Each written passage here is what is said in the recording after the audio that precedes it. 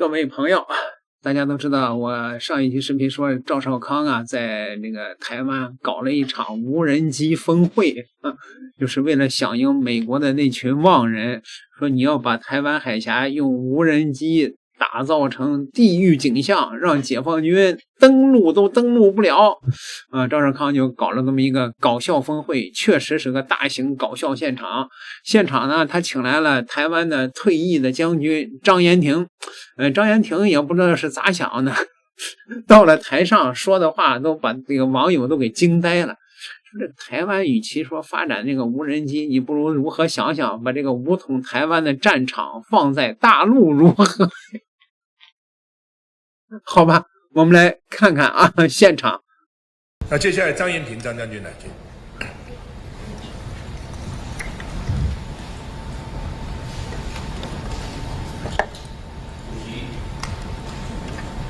主席、委员、各位先进，大家好。那我对这个无人机的看法，我提四个浅见。第一个，我们想到，因为我们的建军模式是什么？我们是以威胁为导向的建军模式。那我们这个无人机的这个建构有没有？是不是要依照这个建军构想、兵力整建计划？还有备战计划，我认为这个逻辑思维要先弄清楚，要不然呢，我们变成盲目建军。我现在认为啊，有一些盲目建军了，盲目建军这个政策错误，那比贪污还可怕。宁可贪污，不要政策错误。我认为有可能有人走偏。我们既然是以威胁为导向，那我们现在的威胁来自于对岸，不是来自于日本或者美国或者菲律宾，不是。那你就要弄得很清楚，你的目标在哪里？我认为这个问题，我们第一个没有问题没弄清楚，那我们有点就走上，我们好像变成我们就是想到城镇作战的就很多打城镇作战，机器狗也出来打城镇战，因为机器狗不会跨海，我们无人机那是不是应该做源头打击呢？远程打击呢？是不是应该这个样？我们来想一想我们的台湾的地缘战略跟地理特性，要从这一方面来看。我们好像这方面呢，有一点命题错误，我认为这个比较严重。然后我们现在感觉到我们要2100亿也好，2400亿也好，这好像这个拍卖场这个喊价，好像大家不加码不加价不通过，好像就不爱台湾。我认为这是不对的，这个是走向政治路线的。我认为是不是要走向专业路线才对？专业，你没有加码，你没有通过，你不爱台湾，这是不是闹哄哄的？所以我倒认为啊，我们现在啊，要按照打桩编训，要怎么打什么样的战争，在哪一个战场，然后我们就买这个装备。我们是要在台湾决战，还是要源头打击、远程摧毁？大家想到了没有？还是要滨海决胜？到底是什么？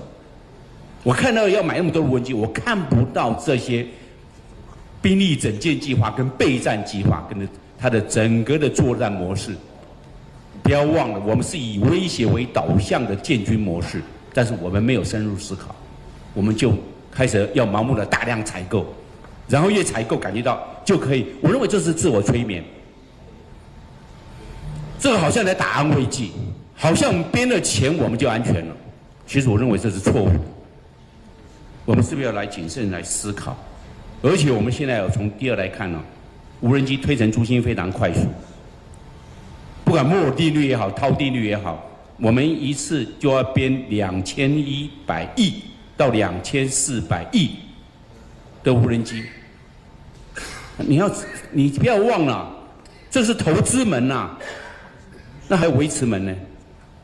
我不知道军事预算这个作业维持，军事投资大家讲军投，或作业维持大家就作为。那我们现在是不是？只想到了投资，你作为了，以后作为啊，不要补保啊，不是房子买了就算了，你要不要装潢？你要住的话，你里面是不是要一些家具？太多了，这个我想，因为时间的关系啊，我们来想一想，是不是我们在电视上看到了无人机啊，在乌克兰战场无人机追着人，哎呦，无人机重要了。那无人机要对着坦克，无人机重要了。你到底设立在什么战场？我们一直在设立台湾，是不是战略的错误？我们看到伊朗，它是以对面，它的隔了一个波斯湾，以美军，它是以攻代守，我们是不是只有守？我们要想一想，那买那么多无人机投资进去，我们是不是就没有攻了？因为我们是在打守势作战，一直打本岛作战，都是小型无人机。我们有没有源头打击？有没有做巡飞弹？要不跨海作战，在滨海决胜，最后面滩岸决胜，我们结果都放在城镇战的无人机，是不是极大的战略错误？我们要这么想。那我们这个战场的设定没有做好，我们买那么多的无人机，凭什么？我们的评估点是什么？我认为这个重要啊。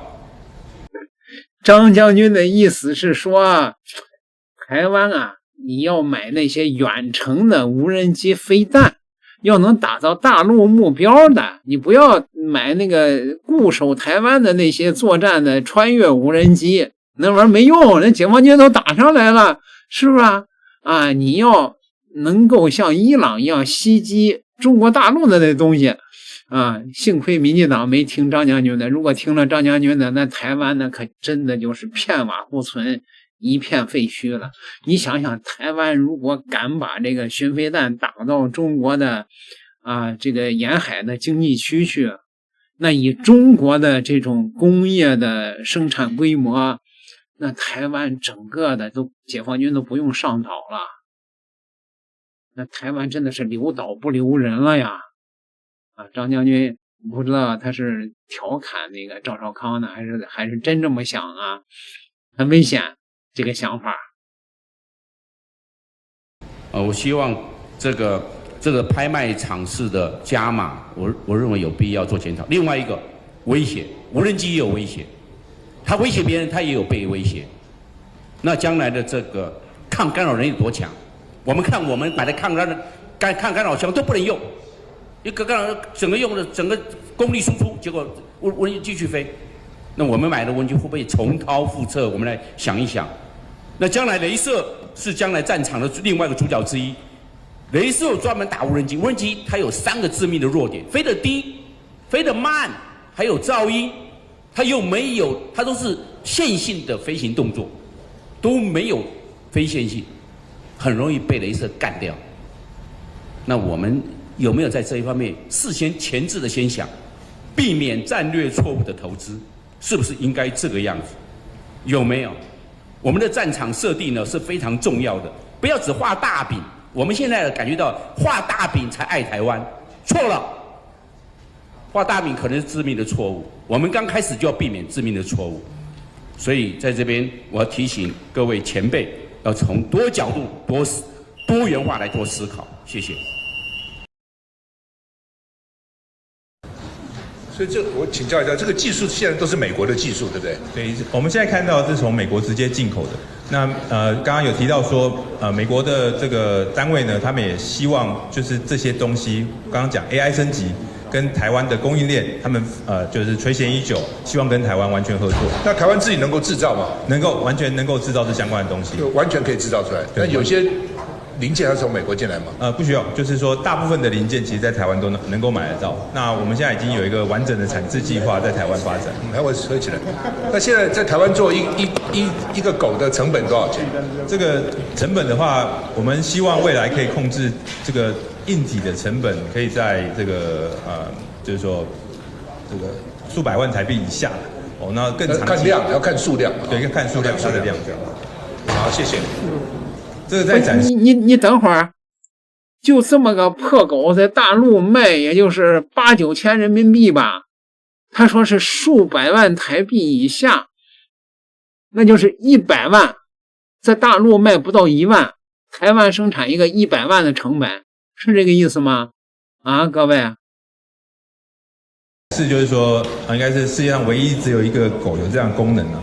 它可以，因为狗可能会被推倒嘛，然后它会那个什么，我们可以踹它这样子，然后它翻了以后，它可以自己再翻回来。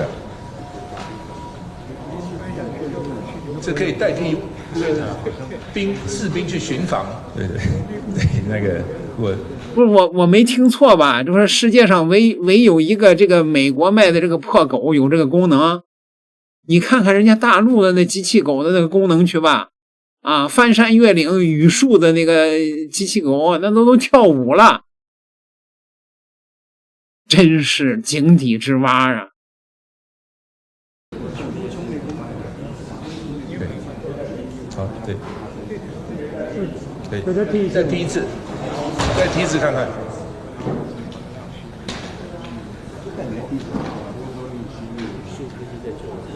刚才记者想拍一下你，把他踢倒了。我刚才已经踢了，踢，对，我再踢一次，不太够，不够狠，不够狠。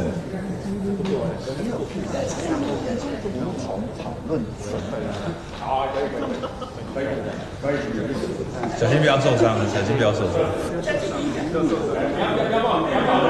他会踢你啊？用踢的，比较安全的。回击。这个有长官。杀够，那你是说起飞的速度啊？